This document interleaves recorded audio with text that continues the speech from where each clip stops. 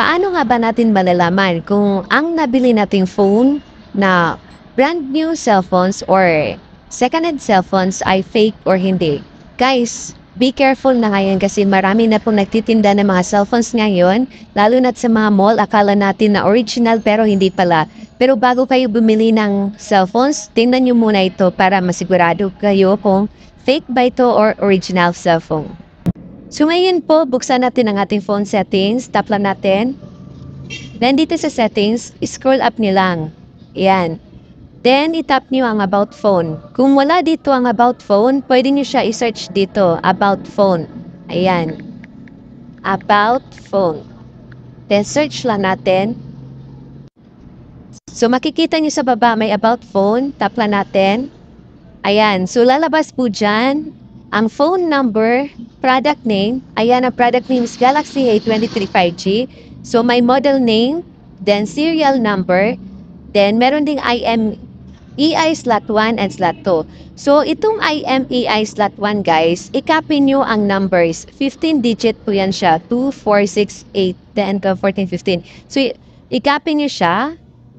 Paano ba natin siya i-copy? Kailangan po kasi natin ito para ma-search natin kung original or fake po ba. So, ilong press na po natin siya.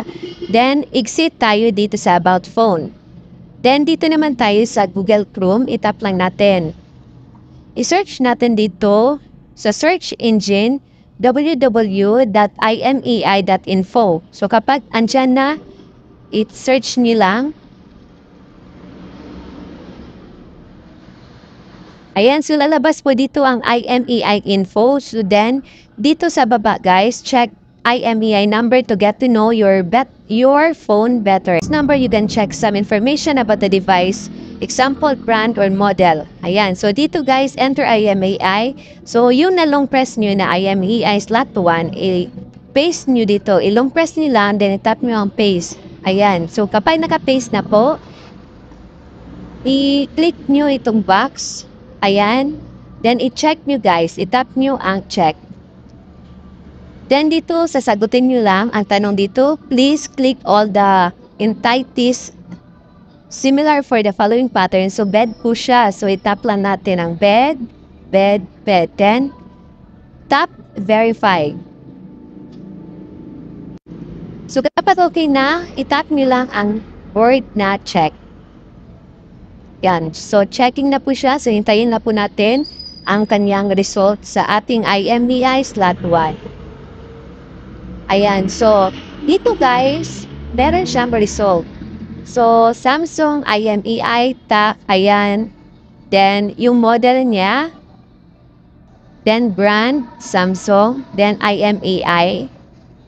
So, i-check natin kung ang IMEI natin is the same siya. So, 3832 ang last. So, dito tayo sa About Phone.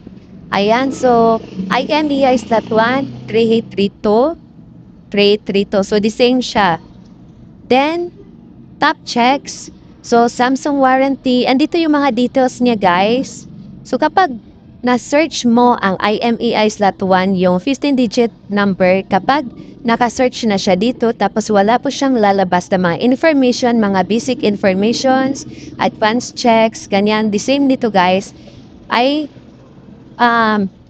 magiging fake po yan siya. Kasi wala po siyang detalye dito sa system at hindi po siya registered dito sa system natin sa IMEI. Ayan, so makikita nyo naman, meron pong nakalagay sa akin na mga basic informations. Ayan, ito yung mga basic informations niya. Then, meron siya advanced checks, paid, basic checks. So, magtataka na kayo kung bakit kapag mag-search kayo sa inyong IMEI number na walang lalabas na ganito pa, the same sa akin, magtataka na kayo. So, maybe it's a fake cellphones po na nabili nyo or itanong nyo na lang sa nabilhan nyo kung original or fake po ba ang nabili nyong cellphones para sure po tayo na hindi tayo ma-scam ng mga nabilhan nating mga cellphones. So ngayon po, alamin na kung paano natin i-check kung fake or original po ba ang nabili nating cellphones. Lalo na mahilig kasi tayo bumili ng mga second-hand cellphones. So i-check nyo muna, hawakan nyo muna ang cellphones nila, tapos i-check nyo, the same sa procedure na ginawa ko para ma-check nyo kung original po ba or ito or registered po ba siya sa IMEI. Ayan, so I hope guys na nakatulong po ito sa inyo.